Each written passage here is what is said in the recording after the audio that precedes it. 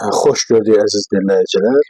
Deməli, əziz dinləyicilər, dünənləri mən əsasən Türkiyə siyasəti barədə, Əkrəm İmamoğlu'nun tutulması barəsində bir video paylaşdım. Çox maraqlı nəticələr ortaya çıxdı.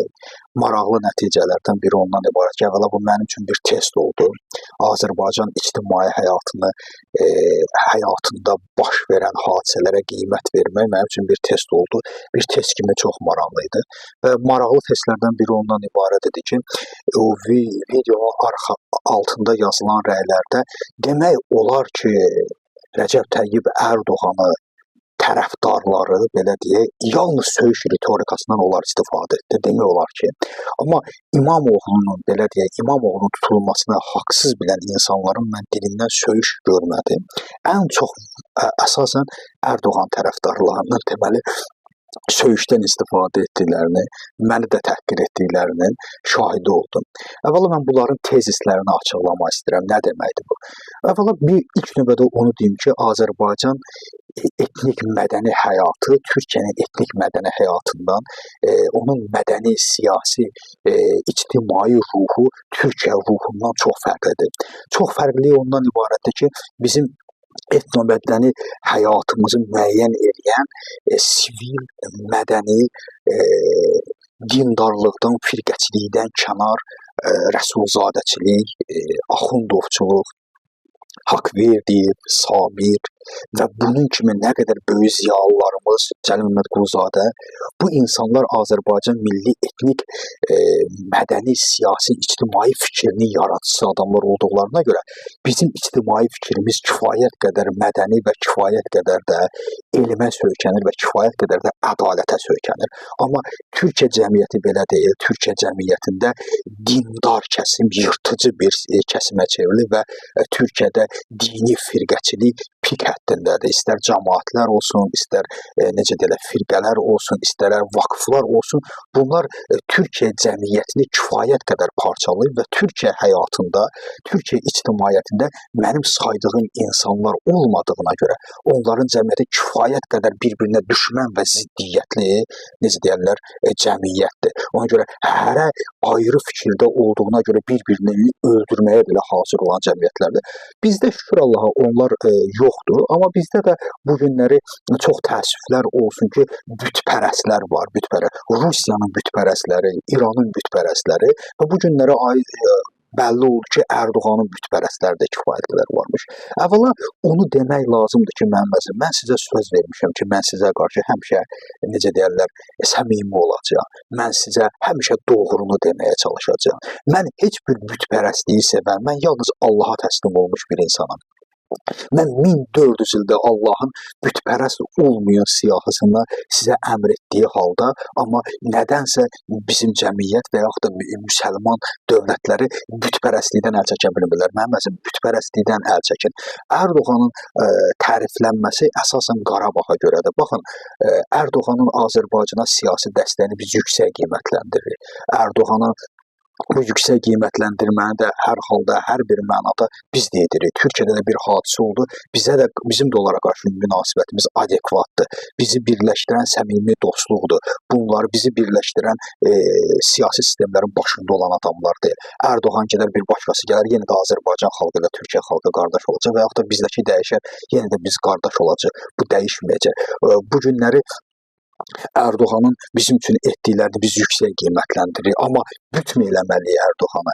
Ərdoğanı büt eləyib 30 il, 40 il onu hakimiyyətdən və saxlamalıyıq. Budurmu?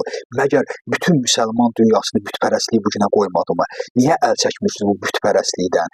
Bu günləri Türkiyə ictimai siyasi həyatı, yenə deyirəm, bir-birinə rəqib, bir-birinə düşmən olan tərəflərdir. Bu günləri onlar İmamoğlu'nu pis təlqin etmək, düşməndir, erməniyə işləyir, filana işləyir. Bunlar o qədər boş boğazlıqdır ki, bunlar Türkiyədə iqtidarın yaratdığı fondur. Siz niyə buna aldanırsınız? Mən demirəm, bu günləri biz Ərdoğanı və yaxud da ki, biz İmamoğlu'nu seçmirik. Onu Türkiyə xalqı seçəcək. Onu Türkiyə xalqı müəyyən eləyəcək. Biz buna heç nə eləyə bilmərik. Biz buna heç bir təsir göstərə bilmərik. Amma sizin bu söyüş ritorikanız həqiqətən insanı biraz qəribə düşündürür. Yəni bu qədər bütpərəst olmuyor. Baxın, yenə deyirəm, müsəlman ölkələrini bu vəziyyətə qoyan məhz onların bütpərəst seçmələridir. Aha, bu bizə yaxşılıq eləyib, Ərdoğan bizə müharibədə kömək eləyib. Bir nəfər də belə yazmışdı ki, sən necə Qarabağı sənə verən? Yox, mənim əzim, Qarabağı bizə Ərdoğan vermir. Qarabağı bizə 4000 şəhid verməklə almışıq Qarabağa. İctimai siyasi dəstək verildi. Bu başqa bir şey. Biz bunu yüksək qiymətləndirir. Biz də bunu edirik zaten. Bu ayrı bir məsələ. İkinci bir məsələ. Bu günləri kimsə bizim həyatımızda yaxşı bir rol oynayıbsa, biz onun bütünü yaratmamalıyıq. Məgər bütpərəstliyi Suriyada görmədiniz, ata-oğul hakimiyyətini orada görmədiniz, inkişaf etdimi? Xeyr. Bu günləri Türkiyə müsəlman dünyasında bir balaca inkişaf etdiyinə görə Atatürkə borcludur. Atatürk də gəlib orada xilafət dövləti yaratmadı, demokratik bir dövlət yaratdı. Və yaxud da bir hadisəni sizin nəzərinizə çatdırım. Deməli, Winston Churchill bilirsiniz ki, bugünkü dünyanın xəritəsini quranlardan biridir. Winston Churchill 2-ci Dünya müharibəsinin qəhrəmanıdır. Rusiyanı qalib edən də Winston Churchilldir. Amerikanı birləşdirən də Winston Churchilldir. Birləşmiş Millətlər Təşkilatının ideyasını yaradan da Winston Churchilldir. Winston Churchill 1940-cı ildə hakimiyyətə gəldikdə, deməli 1945-ci ildə 2-ci Dünya müharibəsi bitdikdən sonra səhv etməsə 46-cı ildə seçki keçirildi. Seçki keçirilən kimi Winston Churchill nəinki İngiltərədə böyük şəxsiyyətidir, bütün dünyada qəhrəmanıdır. Təsəvvür edin, İngilis xalqı onu seçmədi. İngilis xalqı onu seçməyəndən sonra Winston Churchillin xatirələrində belə bir söz var. Deyir ki, baxın, budur İngilis xalqı. İngilis xalqının nə qədər qəhrəmanı olursan ol inan, İngilis xalqı sənə yerin göstərir ki, sən millətə xidmətçisən və gəlmisən 5 il, 10 il qalıb çıxıb getməlisən. Sən qəhrəman olmursan, kim olursan ol inan. Baxın, Winston Churchillin bütünü yaratmadı İngilis xalqı. Ona görə İngilis xalqı bu günləri dünyada inkişaf etmiş ən birinci ölkədir. Ona görədir bugün dünya imperiyasında ən sayılıb seçilən və onun kəlməsi kəlmədir. Baxın, görürsünüz İngilis xalqını. Amma siz Ərdoğanın bütünü yaratmaq istəyirsiniz. O düşməndir, bu ermənidir. Baxın, İmamoğlu Azərbaycana dəvət edilmişdi. Azərbaycan hökumət nümayəndələrində görüşdü. Necə oldu? Erməni idi, qəbul eləmişdilər ona. Yəni, mənim əzizlərim, yenə deyirəm, mən sizə yalan satmayacağım. Mən sizə həqiqətləri deyəcəyəm. Bu günləri təəssüflər olsun ki, Trumpın hakimiyyətə gəlməsi, Avropanın özünün təhlükəsizliyə başı qarışması nəticəsində Ərdoğan da öz rəqibini ortadan qaldırmaq üçün bu hadisəni etdi. Bu faktdır, bu faktlığında qalır. Bugün avtoritar simalı, avtoritar ruhlu insanlar Trumpdan istifadə edir, Avropanın bu vəziyyətə düşməsindən istifadə edir, öz rəqiblərini ortadan qaldırır. Bu günlər bizdə də bu var. Rəqiblərini ortadan qaldırır. Çünki dünyanın başı qarışıqdır. Trump da Biden deyil, onun milli siyasi Amerika keçmişi yoxdur, o alverçidir. Baxın, bundan istifadə edən Ərdoğan öz rəqibini ortadan qaldırmasıdır. Həqiqət budur, fakt budur. Bu günləri 16 milyon İstanbulun seçdiyi insan necə düşmən, necə erməni pərəstləyirsən. Bugün bu Türk xalqının seçimidir. Biz Türk xalqına hörmət etməliyik. Bu günlər 2 gündür bütün meydanları doldurmuş Türk xalqı deyilmi? Bəli, Türk xalqı bugün imtahan verir.